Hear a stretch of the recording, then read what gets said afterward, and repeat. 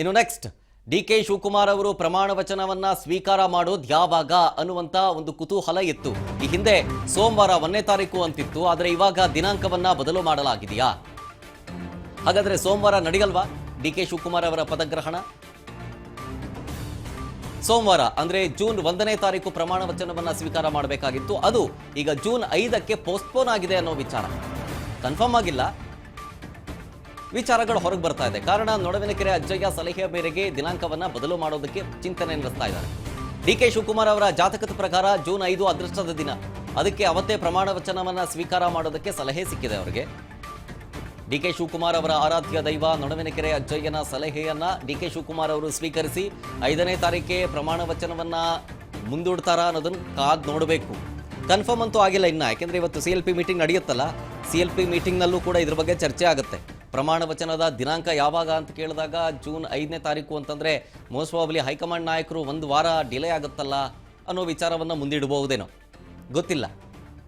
ಇರಲಿ, ಪ್ರಮಾಣ ವಚನ ಸ್ವೀಕಾರ ಮಾಡಿ 1ನೇ ತಾರೀಕು ತಿಂಗಳ ಮೊದಲ ದಿನ, ಅದು ಒಳ್ಳೆಯದೇ. ಸೋಮವಾರ ಬೇರೆ ಇದೆ, ಅದು ಒಳ್ಳೆಯದೇ ನೋಡಿ ಅಂಥೇಳಿ ಮನವೊಲಿಕೆ ಮಾಡಲೂಬಹುದು.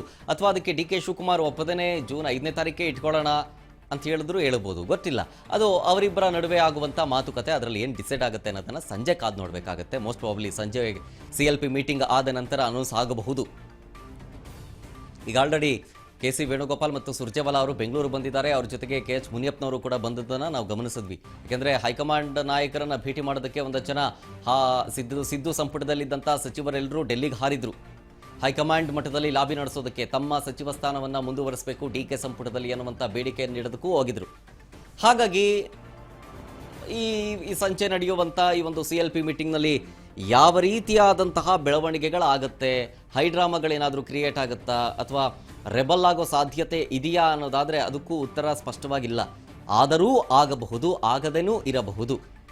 ಮೇಲ್ನೋಟಕ್ಕೆ ಹೈಕಮಾಂಡ್ ನಾಯಕರು ಡಿಸೈಡ್ ಮಾಡ್ದಂಗೆ ನಾವು ನಡಿತೀವಿ ಅಂತ ಹೇಳ್ತಾರೆ, ಬಟ್ ಗೊತ್ತಿಲ್ಲ. ಎಲ್ಲರಿಗೂ ಆಸೆ ಇರುತ್ತೆ. ಡಿ.ಕೆ. ಶಿವಕುಮಾರ್ ಅವರೇ ಹೇಳ್ದಂಗೆ ನಮ್ಮ ಪಕ್ಷದಲ್ಲಿ ಗೆದ್ದಂಥ 136+ ಶಾಸಕರೆಲ್ಲರೂ ಕೂಡ ಮಂತ್ರಿ ಸ್ಥಾನದ ಆಕಾಂಕ್ಷಿಗಳೇನೆ, ಎಲ್ಲರೂ ಅರ್ಹರೇ. ಆದರೆ ಎಲ್ರಿಗೂ ಕೊಡೋದಕ್ಕಾಗಲ್ವಲ್ಲ. ಹಾಗಾಗಿ ಹೈಕಮಾಂಡ್ ನಾಯಕರು ಏನು ಡಿಸೈಡ್ ಮಾಡ್ತಾರೆ ಅದಕ್ಕೆ ನಾವೆಲ್ಲರೂ ಬದ್ಧರಾಗಿರಬೇಕು, ಇನ್ಕ್ಲೂಡಿಂಗ್ ನಾನು ಬದ್ಧರಾಗಿರ್ತೀನಿ ಅಂತ ಈ ಹಿಂದೆಯೇ ಹೇಳಿದ್ದು, ಹಲವು ತಿಂಗಳುಗಳ ಹಿಂದೆನೆ.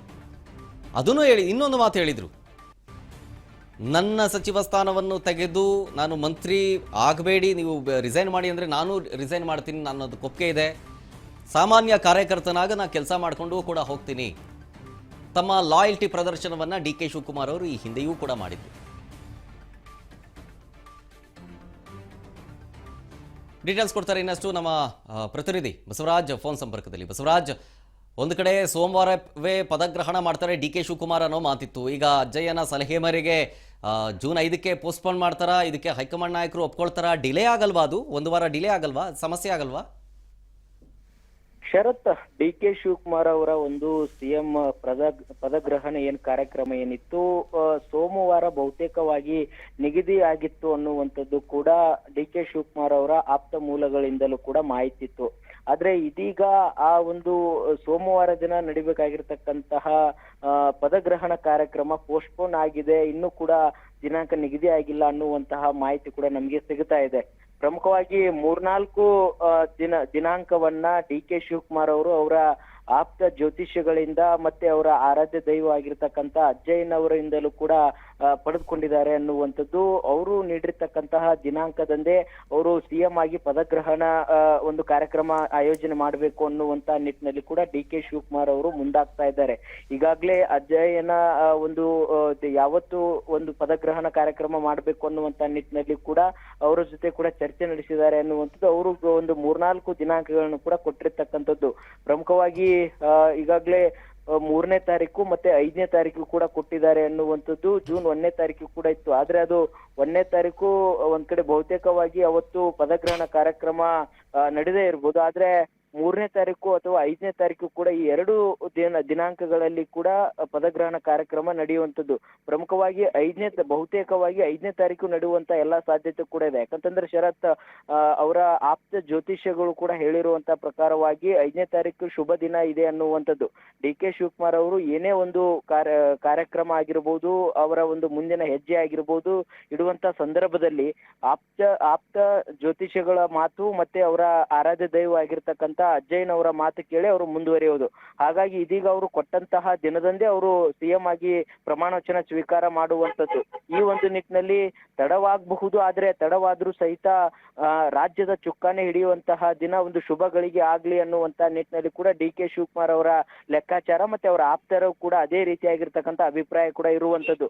ಹಾಗಾಗಿ ಸುಗಮವಾಗಿ ಆಡಳಿತ ನಡಿಬೇಕು ಅನ್ನುವಂತ ನಿಟ್ಟಿನಲ್ಲಿ ಕೂಡ ಡಿ.ಕೆ. ಶಿವಕುಮಾರ್ ಅವರೊಂದು ಶುಭ ಗಳಿಗೆಯಲ್ಲೇ ಪ್ರಮಾಣ ವಚನ ಸ್ವೀಕಾರ ಮಾಡಬೇಕು ಅನ್ನುವಂತ ನಿಟ್ಟಿನಲ್ಲಿ ಕೂಡ ಮುಂದಾಗಿರ್ತಕ್ಕಂಥದ್ದು. ಹಾಗಾಗಿ ಈಗ ಅಜ್ಜಯ್ಯನವರ ಒಂದು ಮಾತನ್ನು ಕೂಡ ಕೇಳಿರುವಂತದ್ದು ಮತ್ತೆ ಅವರ ಆಪ್ತ ಜ್ಯೋತಿಷ್ಯಗಳ ಮಾತು ಕೂಡ ಕೇಳಿರ್ತಕ್ಕಂಥದ್ದು. ಅದರ ಜೊತೆಗೆ ಶರತ್ ರಾಜ್ಯಪಾಲರು ಕೂಡ ಅವತ್ತಿನ ದಿನಾಂಕದ ಅವರು ಕೂಡ ಲಭ್ಯತೆ ಇರಬೇಕು. ಮತ್ತೆ ಹೈಕಮಾಂಡ್ ನಾಯಕರು ಕೂಡ ಅದಕ್ಕೆ ಒಪ್ಪಿಗೆ ಸೂಚಿಸಬೇಕು.